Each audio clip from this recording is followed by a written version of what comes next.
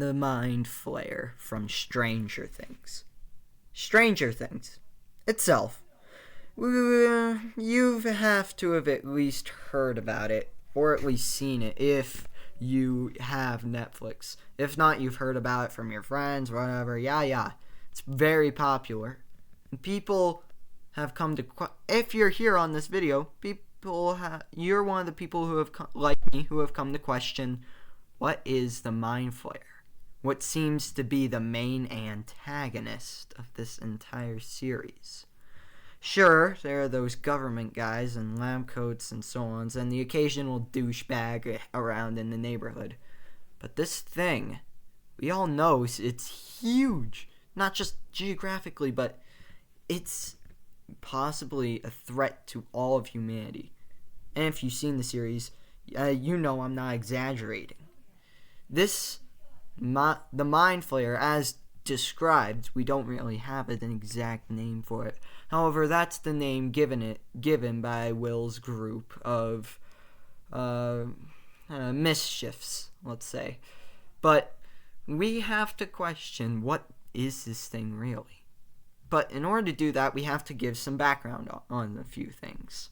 Number one is perhaps dimensions. Now, I know what you might be thinking. If you're in like a certain level of math, then you'll think, oh no, not more dimensions on the triangle or whatever. But that's not exactly the dimension I'm talking about. Dimension itself means like surface or something like that. And it's actually mentioned in Stranger Things a little bit. For example, in the early episodes, when Will goes missing and the band and his little friend group are looking for him, they ask their teacher, hey, about dimensions and so on. And he gives a pretty good explanation of it. But I'll give my own, just a little bit here. How to explain? Say our universe is a book. All of our universe is a book. Now, if you open up that book and flip it to whatever page, just point at a page in the middle of the book and say, oh, that's our dimension. That's where we are. Now, that dimension, that is ours, or at least ours, that's our dimension, but it's all in the same book, all in the same universe. Now, to explain this, let's say you take a pencil and you poke a hole into that page. And then if you flip that page over, the hole is on the other side of the page. And that is a dimension. That's how things work. If you're able to poke a hole within the very fragment of the very thing of reality that is a dimension, things might be able to move back and forth. That's what we see in Stranger Things. Will being taken by the so-called Demogorgon. Now, dimensions have a lot to do with Stranger Things, of course, and that's just the basic explanation. Now, in it, of course, we see that the Mind Flayer, it doesn't show up until until season 2. However, in the first season, you see the Demogorgon. Now, it's not actually the Mind Flayer who opens up this portal. At least as far as we know, the Mind Flayer isn't able to open these portals himself. However, that could be speculation later on. But once the government guys or whatever, they have 11 or L open up the portal. Now, when she opens this portal, it's kind of like, say, poking a hole in that page. And on the other side of that page, aka the upside down, is what the kids call it. Or my favorite thing to call it, the Veil of Shadows, because that just sounds way cooler. But anyway, I digress. In it, the Mind Flayer, I believe, sent the Demogorgon as a scout. And now, of course, the Demogorgon was more of sent there to see if it's habitable, because I believe that the Mind Flayer is trying to dominate other dimensions. Think about it. it's able to control tons of stuff. And if you look in the Upside Down, everything around it looks like it's of the Mind Flayer's making. As if the Mind Flayer is turning the very dimension itself into his very body, spreading himself across other dimensions. And if he does that enough, he essentially could become immortal. He could exist in every form of reality across the universe, essentially living forever. Now, dang, that's something to think about. There, good luck sleeping tonight. You better not be watching this late, dang kids. But anyways, the Demogorgon is sent like a scout, sent to see, hey, is this new dimension habitable? Like the Mind Flayer was probably busy, I don't know, maybe taking over another dimension, flipping the pages, let's give an example of, in a different direction, moving to different dimensions. Whereas our dimension could be like, say, to the left. The Mind Flayer could have been, for all we know, going to the right. And maybe we poked straight into his back door home. And so he decided to send the Demogorgon to see if this is a cool place to chill out. And when the Demogorgon reported back, that's able to eat and survive very well. And then, but with a little bit of resistance, the Mind Flayer thought, yes, this world is very habitable, of course, and there are just a couple of resistance, but he could have faced that from like other animals or whatever from other dimensions. That is if he was able to spread to other dimensions, but it's very likely that he can, considering that the Demogorgon has abilities to fade now.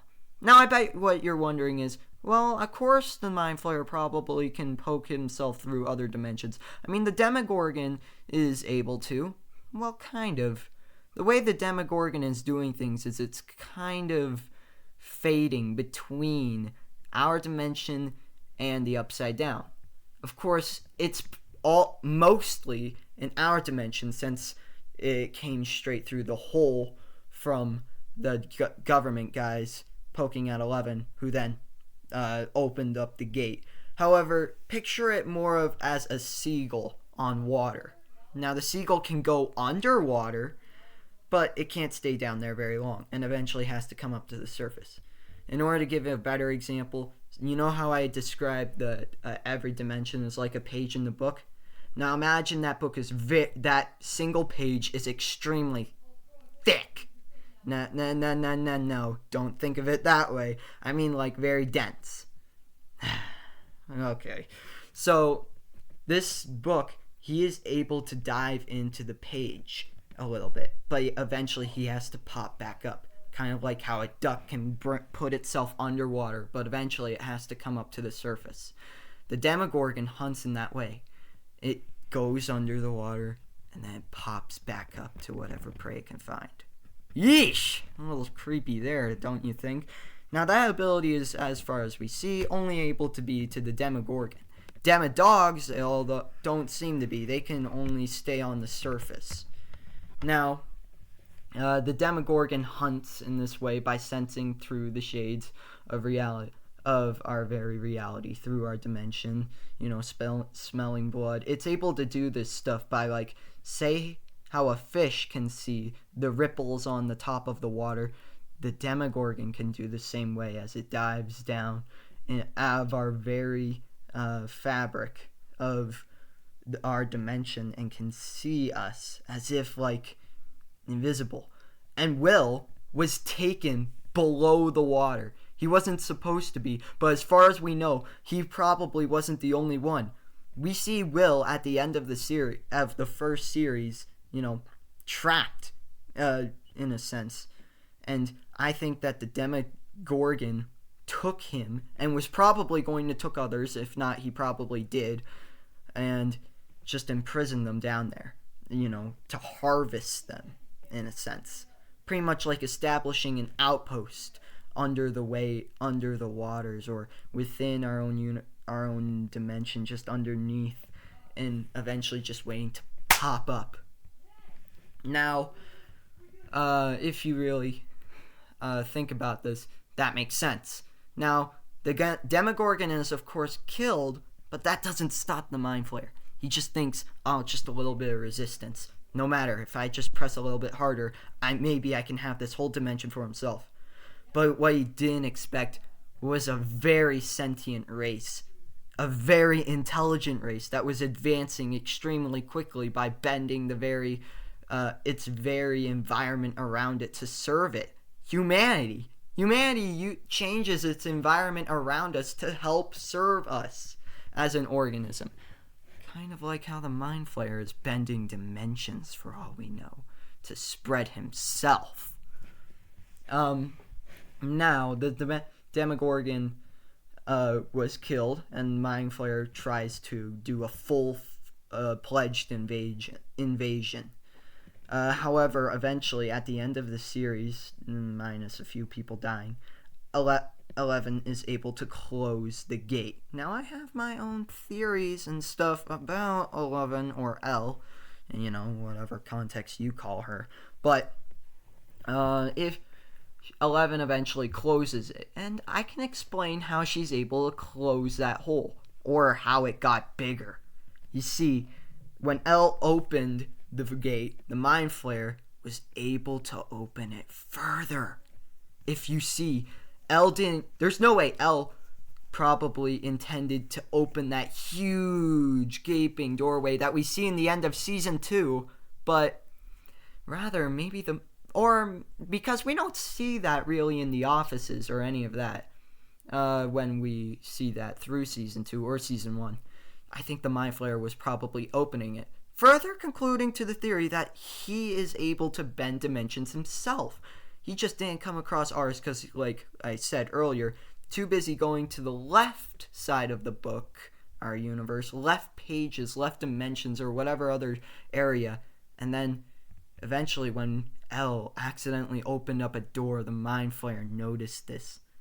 And we see him struggling, like desperate to take this world, likely because it's so habitable. Who wouldn't want Earth? I mean, just look around here. That's why there are so many books about alien invasions and so on. But that's what I love about Stranger Things. Instead of looking to the skies of impending doom, it's all around us, where anywhere a dimension could just be torn open, our very reality torn open, and then an invasion from something that we could have never, ever seen coming, as our very fabric of reality can be bended to serve this being. However, humanity puts up a very good fight, as we see, and so on, and it closes. However, even though L closes it, we see that the Mind Flayer is, in a sense, still has beings in our dimension serving us. They cause quite a bit of hectic trouble too, which further increases the theory that the Mind Flayer is not only able to probably tear his way through to other dimensions, but still communicate through them. If you see at the end of season 3, he makes a miniature version of himself and then kills that douchebag guy, who I think turned good in the end. He did kind of sacrifice himself in a way, but whatever. He made a miniature version of himself, and it's likely he'll try and do it again. Maybe he'll open up the portal himself to crawl into our world and try and take it over. He's trying to expand himself to increase his chances of not just survival, but immortality. And humanity, maybe, just maybe, we might copycat his little trick. Anyway, good luck sleeping.